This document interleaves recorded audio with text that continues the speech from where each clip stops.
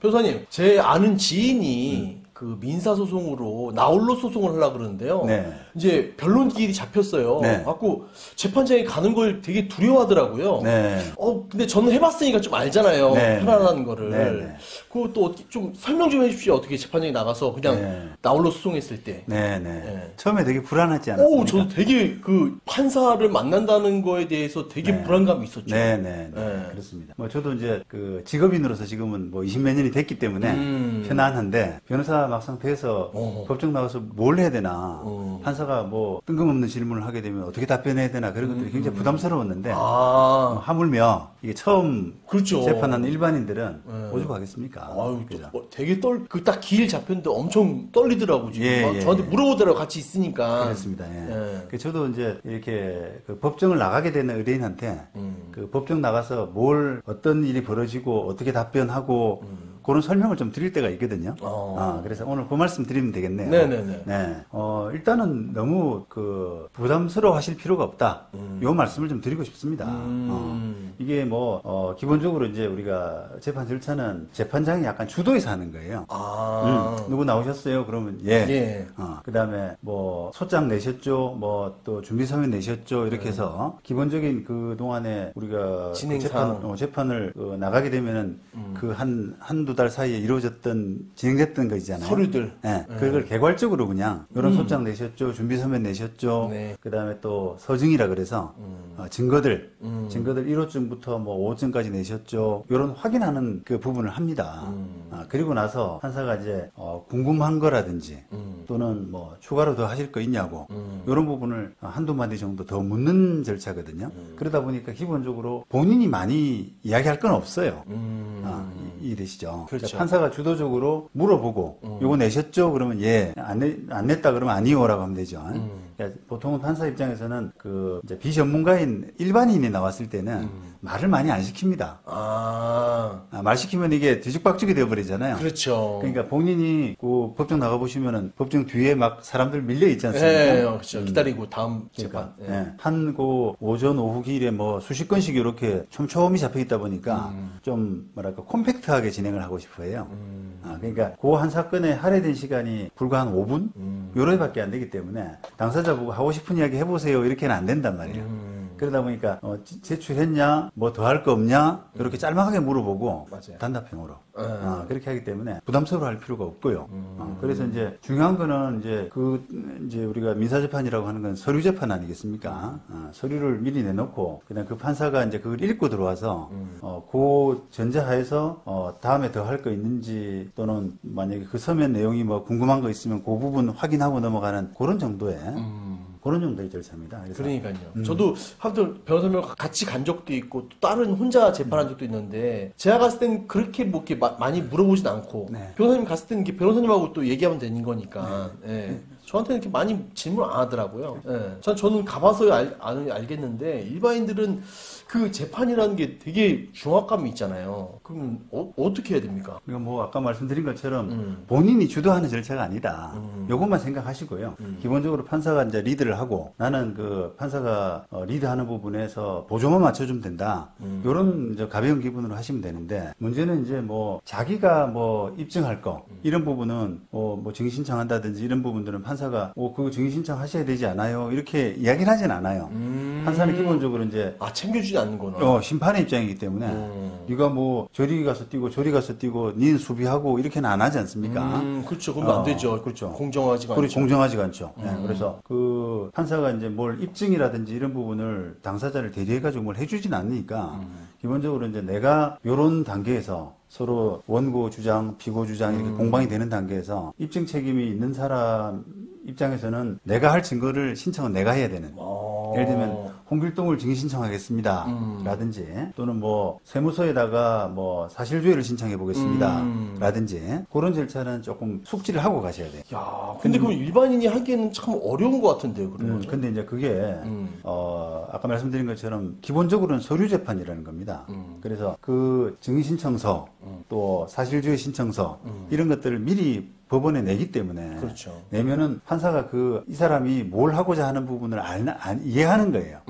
뭘 보여주고 싶어 하는지. 그러니까 왜 이 증인 신청을 하는지를 미리 서류로 내놓고 진행을 하기 때문에 그래서 법정에서는 그 일종의 약간의 내놓은 서류를 약간 부연 설명하면서 그 허락을 받는 증인 신청을 한 판사가 내가 신청한다고 그래서 모두가 진행되는 게 아니라 판사가 이제 증거 신청을 채택을 해줘야 되거든요. 근데 채택을 해주고 다음 날짜는 그러면은 한 달 반 뒤에 증인 한번 잡아보자, 진행해 보자 이렇게 해서 허락을 해줘야 되기 때문에 그거를 이제 법정에서 구두로 조금 한다. 홍길동을 증인 신청하고 그 이유는 요런 뭐 내가 돈 빌려준 부분을 옆에서 봤다라든지 그런 걸 이제 간단하게 설명하면 되는 겁니다. 근데 그런 부담도 있더라고. 재판장이 나가는 것도 부담이 되지만 네. 어떤 걸로 막 싸워야 될지 네. 어떤 걸 준비해야 될지 네. 막 되게 조언을 듣기가 어렵잖아요. 나 홀로 하면 자기 네. 혼자 해야 네. 되니까요. 그런 부담도 느끼더라고요. 그렇죠. 예. 그거는 이제 어떻게 보면 법정에서 뭐가 이루어지느냐라고 하는 것보다는 재판에 대한 본질적인 약간 고민과 걱정인데 그거는 이제 뭐 민사재판이라는 게 이제 간단한 사건도 있고요. 내가 예를 들면 돈 빌려줬는데 돈을 못 받았다라든지 또는 세입자가 월세를 안 낸다든지 그러면 이게 간단하잖아요. 그렇죠. 임대차 계약서 뭐 내고 그다음에 통장 같은 거 내가지고 이 사람이 안 냈다. 그다음에 뭐 저기 차임 달라고 하는 통고서 같은 거 보냈으면 그것도 첨부하고 그렇게 해보면 어떻게 보면 그건 상식이잖아요. 네, 그렇죠. 그런 거는 법정 가서 내가 뭐 해야 될까 고민이 안 들죠. 그죠? 그거는 알아서 이제 판결이 나오는 구조가 되잖아요. 그런데 이제 이게 막 주장하고 상대방이 또 항변하고 법리가 좀 꼬이고 막 이렇게 되면은 이제 이게 주장 입증이라고 하는 것이 되게 어려울 수가 있거든요. 그렇죠. 그런 거는 기본적으로는 이제 법을 아는 사람, 법률가의 도움을 받으셔야 돼요. 코치를 받아야 되겠죠. 받아야 되죠. 네. 네. 근데 선임하기에는 또 돈이 많이 들잖아요. 네네. 그러니까 그거는 이제 정식 선임을 하는 것도 좋고 또 만약에 정식 선임할 뭐 경제적인 사정이 안 된다거나 또는 뭐 정식 선임까지 할 필요가 없는 사건이 또 있습니다. 뭐 예를 들면 저 같은 경우도 이제 변호사 사무실에 도움을 받고 싶어 하는데 네. 저희 도움을 받고 싶어 하는데 이게 그 거리상으로 제가 너무 먼다든지 지방 막 멀다. 예를 들면 뭐 전라도, 경상도 부산, 이런 데 재판을 하는데 사건은 규모는 좀 작고 그다음에 쟁점도 좀 별로 안 복잡한 편이고 그런데 또 막연하게 겁이 나니까 그렇죠. 변호사님이 좀 법정 나가줬으면 좋겠다 이렇게 하거든요. 잘 할 말도 모르겠고 그냥 그렇습니다. 떨리고 그러잖아요. 그렇죠. 그러다 보니까 이제 변호사 선임을 원하는데 제가 서울에 있는 사람이 뭐 전라도, 경상도 이렇게 재판을 다니려 그러면은 시간이 많이 들잖아요. 그렇죠. 그러니까 그런 것들은 이제 보수를 많이 받고 하기가 좀 적절치 않은 거예요.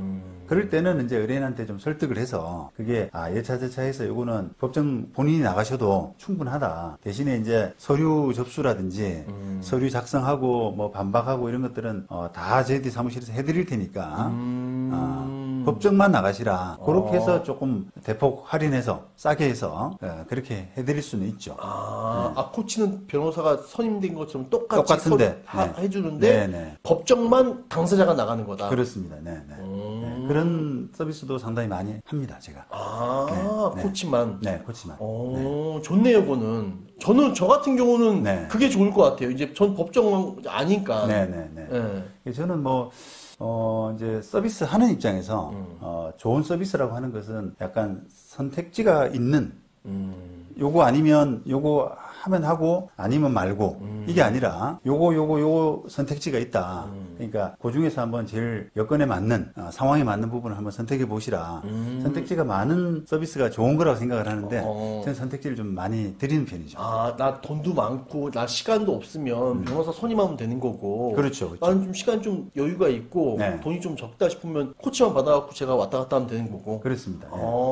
예를 들면 정식 변호사 선임을 굳이 하시려면 500만 원 내셔야 되는데 그다음에 선임할 필요 없이 그냥 서류만 대행해드리면은 200만 원 정도 내시면 된다라고 하는데 이제 40%. 의뢰인 형편이 법정 나가기 힘든 분도 계시잖아요. 그렇죠. 또 울렁증 있는 분도 계시거든요. 울렁증도 있고 대인기피증도 있고. 맞습니다. 또 상대방 얼굴 보는 것도 너무 불편해하시는 분 계세요.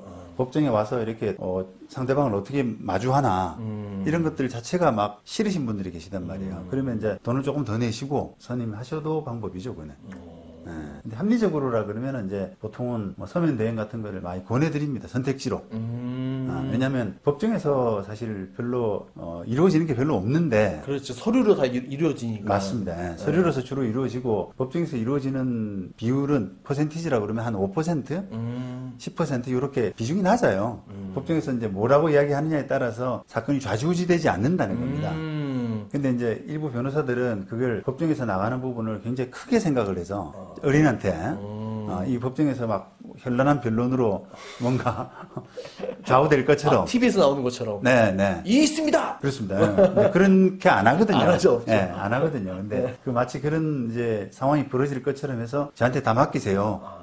당신은 법정에 나가서 하기가 적절치 않아요.